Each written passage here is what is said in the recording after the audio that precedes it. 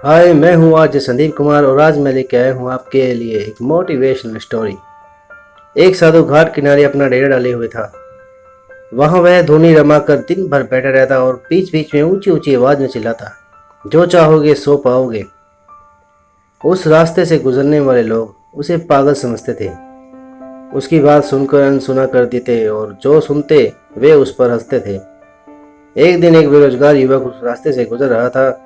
साधु के चिल्लाने की आवाज उसके कानों में भी पड़ी, जो चाहोगे सो पाओगे, जो चाहोगे सो पाओगे। ये वाक्य सुनकर वह युवक साधु के पास आ गया और उनसे पूछा, बाबा, आप बहुत देर से जो चाहोगे सो पाओगे चिल्ला रहे हो, क्या आप सच में मुझे वो दे सकते हो जो मैं चाहता हूँ? साधु बोला, हाँ बेटा, लेकिन पहले तुम मुझे ये बताओ कि तुम पाना क्या चाहते हो?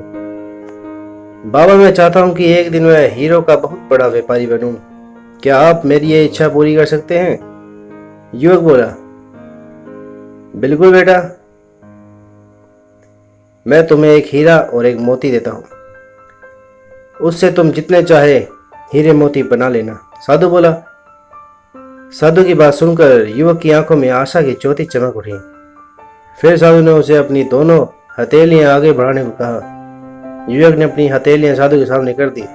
साधु ने पहले उसकी एक हथेली पर अपना हाथ रखा और बोला, बेटा, ये इस दुनिया का सबसे अनमोल हीरा है। इसे समय कहते हैं। इसे जोर से अपनी मुट्ठी में जकड़ लो।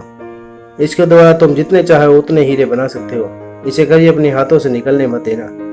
फिर साधु ने अपना दूसरा हाथ युवक की दूसरी हथेली पर रखकर कहा, बेटा, ये दुनिया का सबसे कीमती मोती है। इसे धैर्य कहते हैं। जब किसी कार्य में समय लगने के बाद भी वांछित परिणाम प्राप्त न हो तो इस धैर्य नामक मोती को धारण कर लेना। यदि यह मोती तुम्हारे पास है तो तुम दुनिया में जो चाहो हासिल कर सकते हो। युवक ने ध्यान से साधु की बात सुनी और उन्हें धन्यवाद कर वहां से चल पड़ा। उसे सफलता प्राप्ति के 2 गुरु मंत्र मिल गए थे। उसने निश्चय किया कि वह कभी अपना समय व्यर्थ नहीं गवाएगा और सदा धैर्य से काम लेगा। कुछ समय बाद उसने हीरे के बड़े व्यापारी के यहाँ काम करना प्रारंभ किया। कुछ वर्षों तक वह दिल लगाकर व्यवसाय का हर गुण सीखता और एक दिन अपनी मेहनत और लगन से अपना सपना साकार करते हुए हीरो का एक बहुत बड़ा व्यापारी बना।